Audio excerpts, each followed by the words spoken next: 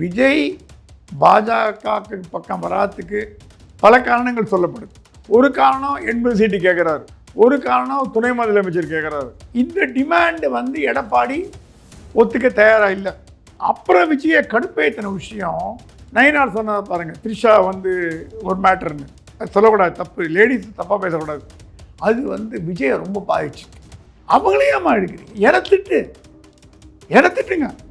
அவங்க என்ன உங்கள் கட்சிக்கு சம்பந்தம்? அவங்க அரசியலையா இருக்காங்க, படித்தவங்க. Trisha is educated, knowledgeable. ஒரு விஜய்க்கு ஒரு சக்தி மாதிரி இருப்பாங்க. ஏன் பயப்படுறீங்கன்னு கேட்டால், நீங்கள் போய் விஜய் எடுத்து சொல்லுங்கள். இந்த ஆதரவாதின பீப்புளை தூக்கி போட்டு உங்களை செக்ரட்டரி ஆக சொல்லுங்கள். இல்லைங்க நான் எப்படி பேசுறதுன்னாங்க. ஃபட்னாவிஸ் விட்டு பேச வச்சாங்க. ஏங்க ஜெயலலிதா வரும்போது த்ரிஷா வரக்கூடாதா? இல்லைங்க நான் வந்து முன்னேறிய கம்யூனிட்டி, ஜெயலலிதா கூட தான் முன்னேறிய கம்யூனிட்டி, ஜெயலலிதா வச்சே மடங்கினாங்க. நீங்கள் வந்தீங்கன்னா விஜய்க்கு பலமாக இருக்கும். ஜானகி ஜெயலலிதா விட கேவலமாக யாராவது பேசியிருப்பாங்களா? நீங்கள் வந்தீங்கன்னா ஒரு டீசன்ட் பாலிடிக்ஸ் தர முடியும். ஏங்க த்ரிஷா வர்றதுனால பாஜக இந்தாங்க லாபம், உள்கட்சி விவகாரம். பாஜக நாளைக்கு வந்து த்ரிஷா பாஜக ஜாயின் பண்ண போகிறாங்களா? இல்லை, யூஸ் இல்லாமல் சொல்ல மாட்டாங்களே. ஆதவ அர்ஜுனா போன்ற பீப்புளை ஓரம் கட்டுறதுக்கு த்ரிஷா கொண்டு வரணும்னு பார்க்குறாங்க. அங்கே தான் மேட்ரு.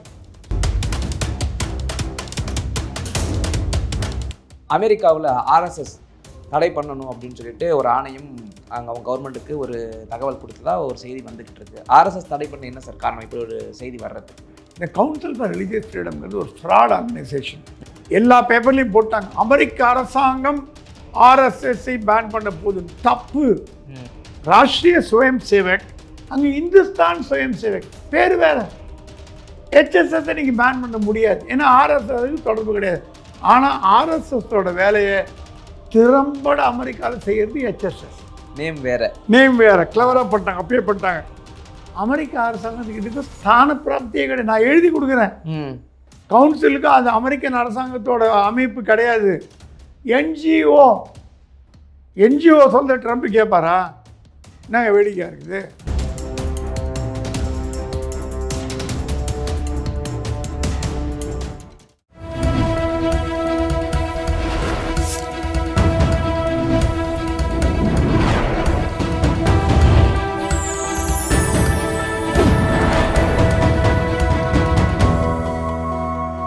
சேனல் 5 தமிழ் நேயர்களுக்கு வணக்கம்.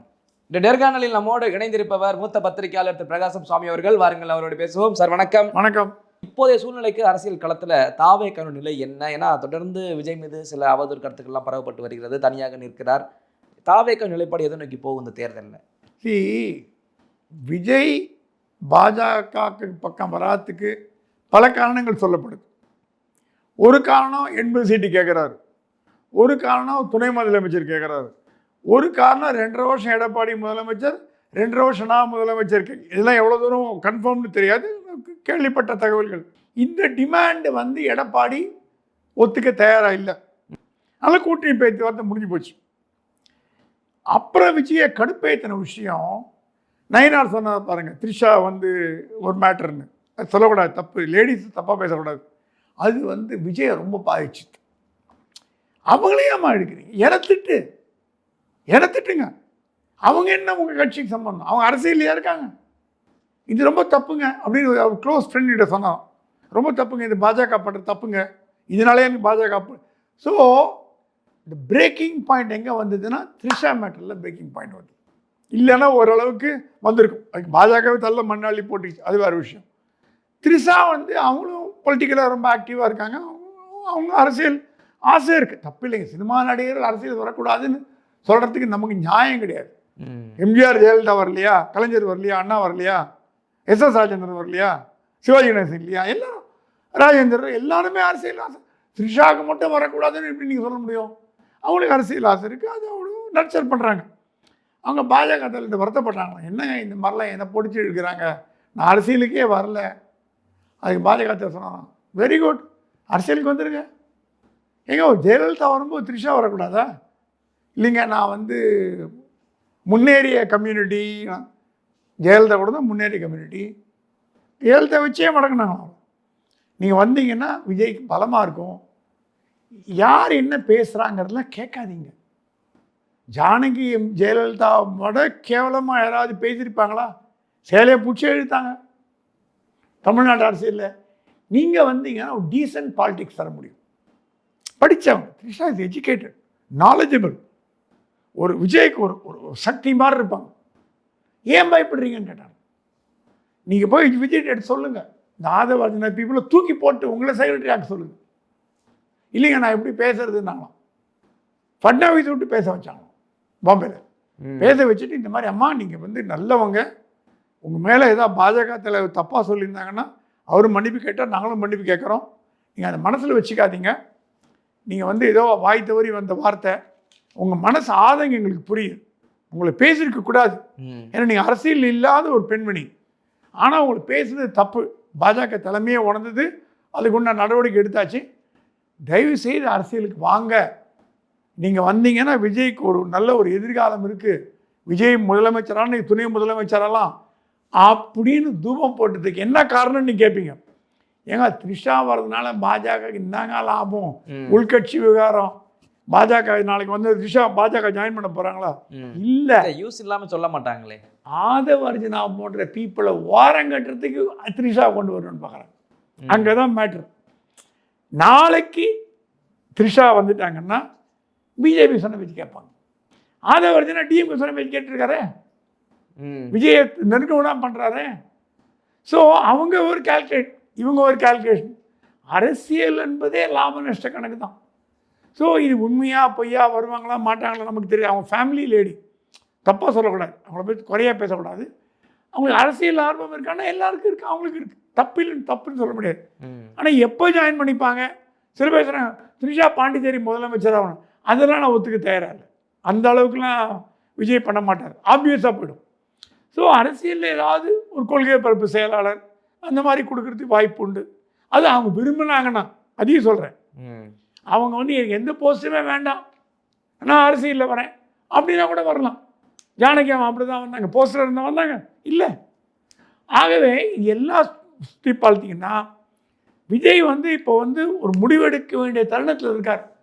தனியாக போனால் திமுக வரும், திமுக வந்தால் இவர் அழிச்சிடும் அப்படின்னு தெரிஞ்சு தனியாக போவாரா, இல்லை இன்னும் கூட கதவு திறந்து வச்சிருக்குன்னு பாஜகவை தட்டி இழுத்து துணை முதலமைச்சர் ஏதாவது கொடுத்து வாங்கிட்டு போவாரா, இல்லை பாஜக ஒத்துண்டா கூட எடப்பாடி விஜய் வரதுக்கு ஒத்துப்பாரா? இந்த கேள்விக்கெல்லாம் பதில் நம்மக்கிட்ட இல்லை. அதே நேரத்தில் சார் ஆதவர்ஜனா ஓரம் கட்டணும் அப்படின்னா ஆதவர்ஜனா ஓரம் கட்ட என்ன காரணம் கிடைக்கும் இவங்க த்ரிஷாவுக்கே? நீங்கள் சொல்லும் போல த்ரிஷாவே சொல்லி ஓரம் கட்டினா எந்த அடிப்படையில் ஓரம் கட்ட முடியும்? ரொம்ப பேசுகிறார், ரொம்ப பேசுகிறார்.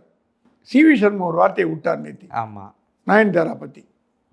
இது டிஎம்கே மட்டும் நான் சொல்ல மாட்டேன். இன்னொரு அமைச்சர் வாயை விட்டு மாட்டிக்கினார், பொன்முடி. எல்லா அரசியல்வாதிக்கும் வாய் டப்பா வாயாக போச்சு. பிஜேபி ஆட்டம், டிஎம்கே ஆட்டம், ஏடிஎம்கே ஆட்டம், எல்லாம் டப்பா வாயாக போச்சு. அதான் குஷ்பு திட்டினாங்க, பெண்கள்னா அரசியல் வந்தால் உங்களுக்கு கேவலமாக்குதாயான்னு கேட்டாங்க. நியாயமான கேள்வி குஷ்பு கேட்டது, நியாயமான கேள்வி. பெண்கள் அரசியல் இருந்தால் உங்களுக்கு அவ்வளோ கேவலமாக போச்சா?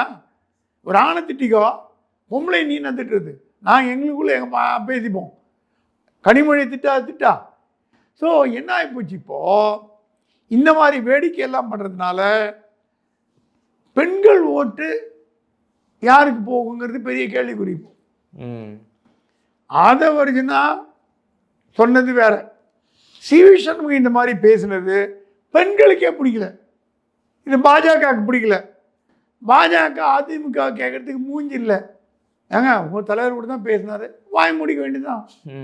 புரியுதா உங்களுக்கு? பாஜக வந்து அதிமுக அவர் மன்னிப்பு ரெண்டு பேரும் மன்னிப்பு கேட்டாங்க, அது நம்ம குறை சொல்லக்கூடாது. ஸ்லிப்பாக வச்சுட்டோம்னாங்க, முடிஞ்சு போச்சு. ஆனாலும் அதை நம்ம ஆராய்ந்து பார்த்தோம் என்றால் பாஜகவுக்கு எந்த தார்மீக அடிப்படையும் கிடையாது. அதிமுக கொஸ்டின் பண்ண உங்கள் தலைவரை பேசிட்டார த்ரிஷா பற்றி, அப்புறம் நயன்தாரா பற்றி பேசினா என்ன, அப்புறம் குஷ்புவை பற்றி பேசினா என்ன, அப்புறம் வந்து இவங்களை பற்றி பேசினா என்ன, வைஜெயந்தி மாலா பற்றி பேசினா என்ன, இது எங்கே போய் முடியும்? அதான் முன்னெல்லாம் என்ன பண்ணுவாங்க, இந்த மாதிரி கஷ்டமான கேள்வி வந்ததுன்னா, அப்படியா சொன்னாங்களா என்ன எனக்கு தெரியாத. எடப்பாடி சொன்னார், நான் டிவி பார்த்தாங்க தெரிஞ்சிங்கன்னா என்ன, அந்த சாதுரியத்தை நீங்கள் அவர் சொன்னது தப்பாக ரைட்டாங்கிறது இல்லை, அந்த சாதுரியத்தை புரிஞ்சுக்கணும். அண்ணாமலை கேட்டிங்கன்னா அப்படியா செக் பண்ணிட்டு சொல்கிறேன் பாரு, அந்த இடத்துல தப்பிச்சிக்கிறதுக்கு வழி பத்திரிகைகிட்டேருந்து. ஏங்க த்ரிஷா என்ன சொன்னாங்க அப்படிங்களா, அவங்கள கேட்டு சொல்கிறேங்க அப்படின்னு முடி போச்சு. எங்கள் வாயை விட்டாங்க. இந்த வாயை விட்டே ஓட்ட வாயினால தமிழ்நாட்டு கடைசி கெட்டு போச்சு எல்லா கட்சியும். ஸோ அது கொஞ்சம் மனசு வருத்தத்தினால இருக்குது, சரியாக போச்சு. இப்போ என்ன பண்ண போகிறாருன்னு பார்க்கணும். ஆதவ அர்ஜுனாவை உரம் கட்டுவதற்கு என்னென்ன காரணங்கள் சொல்ல வாய்ப்பு இருக்கு? லூஸ் ஸ்டாக், அது எல்லாமே லூஸ் ஸ்டாக் விட்றாரு. அவர் பேசின பேச்செல்லாம் கான்ட்ரவர்சி ஆகுது. விஜய்க்கு தலைவலியாக முடியுது. அவர் விஜய் 2 வாட்டி கூப்பிட்டு வான் பண்ணிட்டாராம். ஜான் ஆர்எஸ்ஐ வான் பண்ணிட்டார். புசியான மேட்டர் தலையிடவே மாட்டார். அவர் யாரையும் வான் பண்ண மாட்டார். அவர் உண்டே வேலை ஒன்று இருப்பார். பாவம், நல்ல மனுஷர். அவர் ஏதோ கட்சிக்கு அவரெல்லாம் 40 வருஷமாக விஜய் கூட இருக்காருங்க. அவர் லைஃபையே தியாகம் பண்ணார் விஜய்க்கோசரம். இவங்க மாதிரி நேத்தி வந்தவங்க இல்லை, எஸ்டர்டே பாய்ஸ் இல்லை. புசியானதுலாம் விஜய்க்கோசரம் உயிரை விட்டு கட்சியை பேரை வளர்த்தார். அவங்களுக்கு முக்கியத்துவம் கொடுக்காம ஆதவ அர்ஜுனா கொடுக்குறது எந்த வகையில் நியாயம்னு தாவக தலைவனே கேட்குறான். வெளிக்கட்சியில் வருவாங்க, போஸ்டர் வாங்கிட்டு போயிடுவாங்க, நாங்கள் உட்காந்து நீங்கள் வந்து சாக்லேட் சாப்பிட்டுக்கணுமா அப்படின்னு கேட்குறாங்க. அது நியாயமான கேள்வி. ஸோ ஆதவ அர்ஜுனாவை நீக்குவதால் விஜய்க்கு இன்னும் பெரிய கஷ்டம் இருக்க போதில்லை. இதெல்லாம் 100 லெவல் 10 வரப்போகுது, வேற யாராவது வந்துட்டு போகிறாங்க. ஆனால் ஆதவ அர்ஜுனாவால் விஜய்க்கு லாபமான நஷ்டமானு கேட்டிங்கன்னா நஷ்டம், லைபிலிட்டின்னு தான் நான் சொல்லுவேன். இல்லை, அவருடைய இந்த சொத்து கணக்குகள் எல்லாம் எடுத்து தரவுகள் எல்லாம் வச்சுருக்கிறதெல்லாம் ஒரு கருத்து வருதே. ஆதவ அர்ஜுனாவுக்கு அவங்க ஒய்ஃப் பேரில் இவ்வளோ சொத்துக்கள் இருக்குது, இவங்க பேரில் இவ்வளோ சொத்துக்கள் இருக்குது, இவங்க ஒரு திட்டத்தோடு தான் வந்திருக்காங்க. நீ ஃபஸ்ட் சொன்னீங்க பார்த்தீங்களா, திமுக அனுப்பி ஆள் தான் அப்படின்ற மாதிரி ஒரு காரணம்னு சொன்னீங்களே. ஆமாம்மா, அது என்னென்னா எவ்வளோ தூரம் உண்மைன்னு தெரியல. ஆதவ அர்ஜுனா மேலே வந்து ஏகப்பட்ட கம்ப்ளைண்ட் வந்திருக்கு. முதல் கம்ப்ளைண்ட் வந்து என்னென்னா, அவர் வந்து மனைவி டெய்ஸியின் பேரில், டெய்ஸின்னு ஒரு லாட்ரி மார்ட்டினோட மகள் 59 ஷெல் கம்பெனி வச்சுருக்காங்க.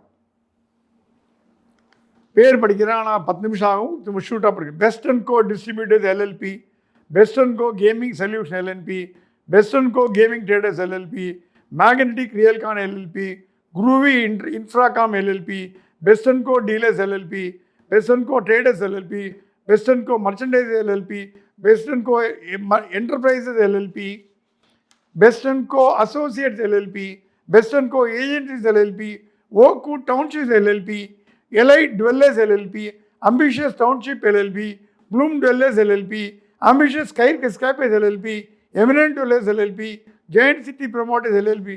எனக்கே வாய் வலிக்குது. அது லிஸ்ட்டு போகுது, 10 பக்கம் போகுது. இவ்வளோ கம்பெனி ரன் பண்ணுறாரு. இந்த குடுமையெல்லாம் அமித்ஷா கையில் இருக்குது, ரெடியாக வச்சுக்கினார்.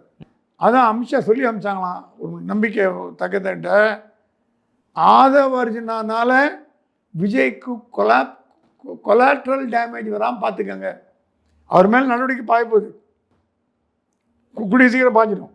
ஏன்னா இவ்வளோ கம்பெனி இருக்குது, ஷெல் கம்பெனி. ஏங்க அம்பானி கூட எவ்வளோ ஷெல் கம்பெனி வச்சுக்கலிங்க. இது என்ன வேடிக்கையாக இருக்குதுன்னா, இந்த ரியல் எஸ்டேட் கம்பெனியில் மொத்தமே 4-5 தான் ஆக்டிவாக இருக்குது, மீதெல்லாம் வெறும் ஷெல் மணி டிரான்சாக்ஷன் தான். இதெல்லாம் மன்மோகன் சிங் கவர்மெண்ட்டில் செல்லுபடி ஆகும், மோடி கவர்மெண்ட்டில் பருப்பு வேவாது.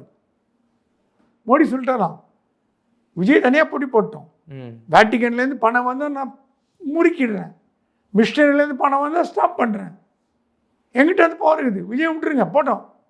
அவர் எந்த சோர்ஸ்லேருந்து பணம் வருதுன்னு இன்கம் டேக்ஸ் டிபார்ட்மெண்ட் செக் பண்ண சொல்கிறேன், லபக்குன்னு பிடிச்சிடுவாங்க அப்படின்ட்டாரோம். ஸோ அமித்ஷா அந்த கையில் இந்த ஆயுதத்தை வச்சுக்கினார், விஜயை வந்து திணற அடிக்கிறதுக்கு, பணம் இல்லாமல் திணற அடிக்கிறதுக்கு. இதுவும் கூட சேர்ந்ததுன்னா கதை கந்தலாக போயிடும். அதனால தான் சொல்லி அனுப்பப்பட்டதான் ஆதவ அர்ஜுனாவை ஓரம் கட்டி வைங்க அப்படின்னு. இப்போ காரணம் புரியுதா உங்களுக்கு? இந்த காரணம் தான்.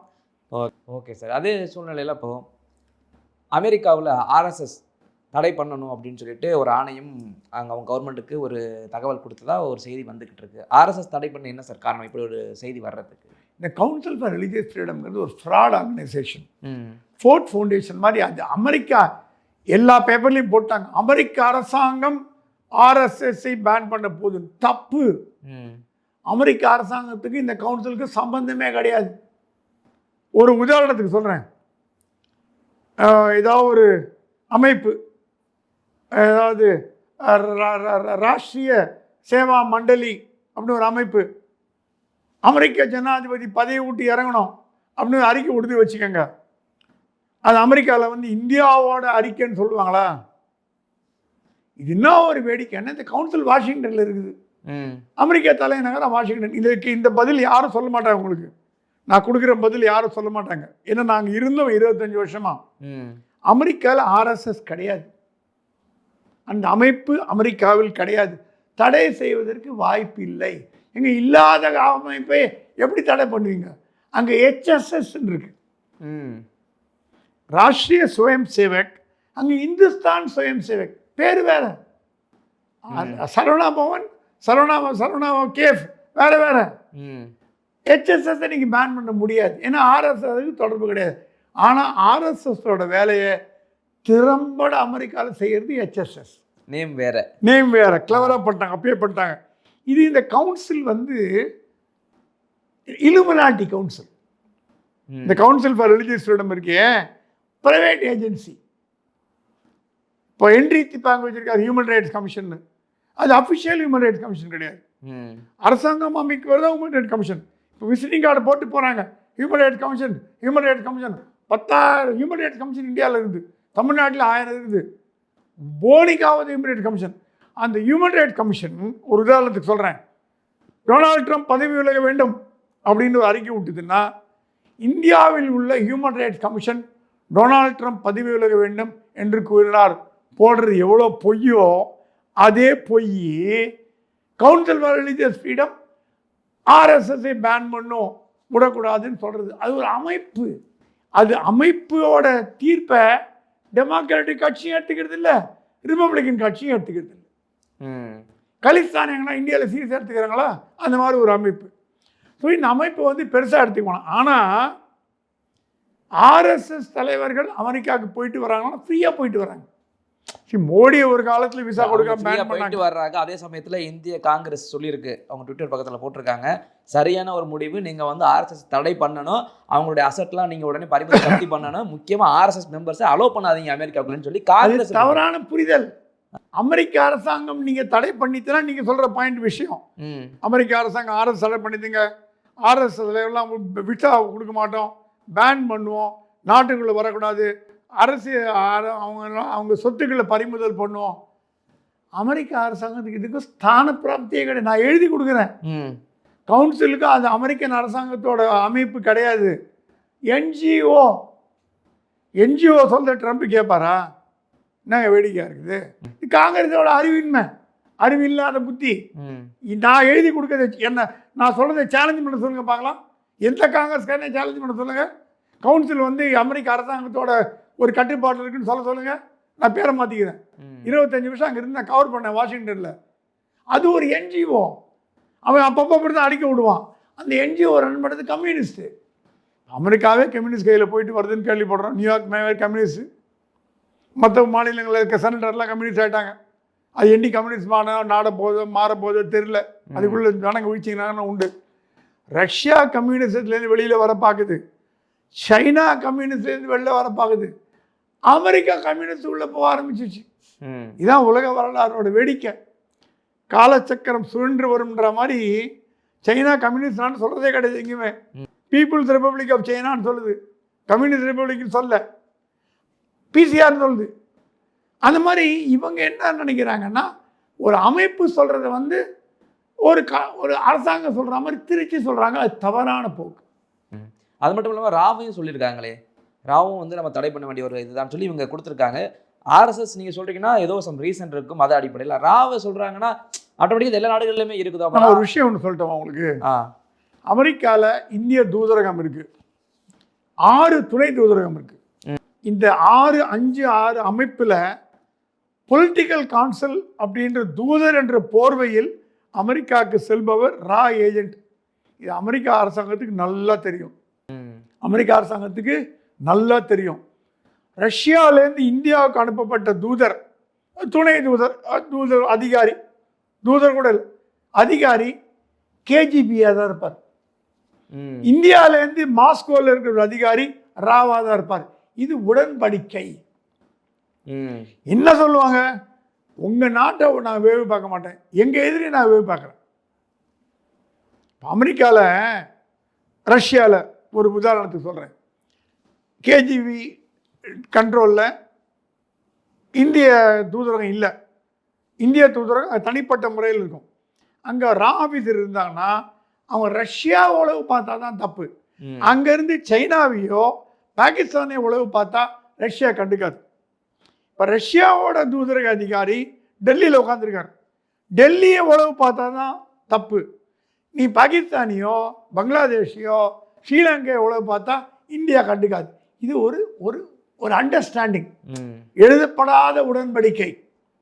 ஸோ ஆஃபீஸர்கள் எனக்கு தெரியும், போய் சொல்ல முடியாது, நானே கவர் பண்ணிக்கிறேன் 25 வருஷம். பொலிட்டிக்கல் கல்ச்சரல் கவுன்சில்னு வருவாங்க, அவங்க கல்ச்சரல் வேலையாக பண்ணுவாங்க, பாகிஸ்தான் உளவு பார்ப்பாங்க. எப்படி பாகிஸ்தான் உளவு பார்க்கலான்னு நீங்கள் கேட்கலாம். அமெரிக்காவில் காலிஸ்தான் மூமெண்ட்டு, எல்டிடி மூமெண்ட் எல்லாம் ரொம்ப க்ரோ ஆகுது. அதை கவனிக்கிறதுக்கு ஒரு ஆஃபீஸர் போடுவாங்க. வாஷிங்டனில், நியூயார்க்கில், சிகாகோவில், சென்ட் மார்டின்ஸ்கோவில், ஹியூஸ்டனில் போடுவாங்க. அது அமெரிக்க அரசாங்கம் தெரியும். ஏங்க அமெரிக்க அரசாங்கத்துக்கு ஆஃபீஸர் டெல்லியிலேருந்து வரான்னு தெரியாமல் இருக்குமா? அப்போ எப்படி விசா, டிப்ளமேட்டிக் விசா கொடுத்து உட்கார வைக்குது? 3 வருஷம் அவரை கண்காணிக்கும், அது வேறு விஷயம். இப்போ இங்கே உட்கார்ற அதிகாரியை, ஐ மீன் கேஜிபி அதிகாரியை இந்திய உளவுத்துறை கண்காணிக்கும், நமக்கு எதிராக செயல்படுறாருன்னு. பண்ணலன்னா அப்பா விட்டுருண்டோம். அதே மாதிரி அங்கே இருக்கிறவங்களையும் கண்காணிப்பாங்க. இது எழுதப்படாத ஒப்பந்தங்கள். எங்கள் கட்சி, எங்கள் கண்ட்ரி நீ பார்க்காத வரைக்கும் என்னன்னா பண்ணிக்கப்பா அப்படின்னு. இப்போ பங்களாதேஷில் இந்தியா தூதரகம் இருக்குது, முழுக்க முழுக்க ராதான். பாகிஸ்தானில் போயிருக்காங்க ராதான், இலங்கையில் இருக்காங்க ராதான். ஸோ ராவை தடை பண்ணுங்கிற கேடிக்கால கேலி கூத்து. அது சொல்கிறவங்களாம் பைத்தியக்காரன், தேசத்துக்கு எதிரானவர்கள். நம்ம நாட்டுக்காக உழைக்கிற ஒரு காயுது. அஜித் தோவல் 13 வருஷம் பாகிஸ்தானில் ஏஜென்ட்டாக இருந்த பிச்சைக்காரன் மாதிரி இருந்தார் உளவுத்தை கண்டுபிடிக்கிறதுக்கு. அதை போய் குறைச்சி பேசக்கூடாது. அது ராவை தடை பண்ணுன்னா அப்போ இந்தியாவை தடை பண்ணுன்னு சொல்கிறாமான்னு அர்த்தம். சிபிஐ தடை பண்ண முடியுமா? வேடிக்கையால காங்கிரஸ்காரங்க அறிவே எல்லாம் போச்சு. பல்வேறு கேள்விகளுக்கு நேரத்தை ஒதுக்கி பயன் ரொம்ப நன்றி சார். நன்றி.